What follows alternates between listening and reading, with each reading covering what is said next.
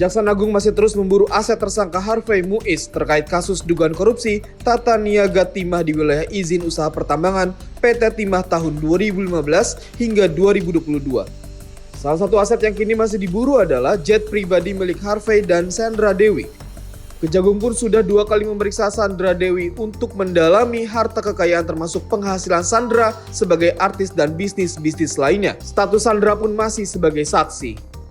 Ini kita lakukan dalam rangka untuk menelusuri dan memastikan bahwa aset-aset yang dimiliki oleh para tersangka maupun yang diatasnamakan istri-istri para tersangka bisa kita uji bahwa benar aset-aset tersebut terkait dengan tindak pidana korupsi yang sedang kita periksa.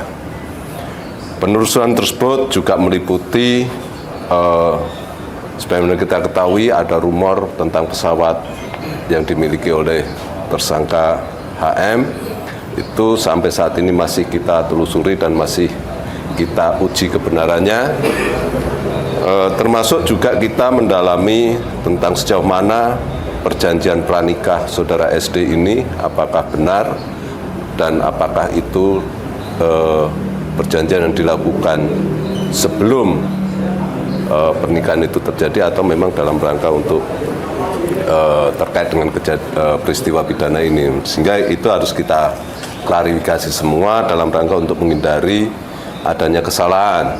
Sebagaimana kita ketahui saudara SD ini pun juga memiliki penghasilan sebagai artis. Di situ kita juga akan menguji. Kita sudah punya data berapa tahun belakangan berapa penghasilan yang bersangkutan dan itu akan kita uji apakah harta-harta yang dia miliki pantas atau wajar dengan aset yang dia miliki. Itu tujuannya demikian.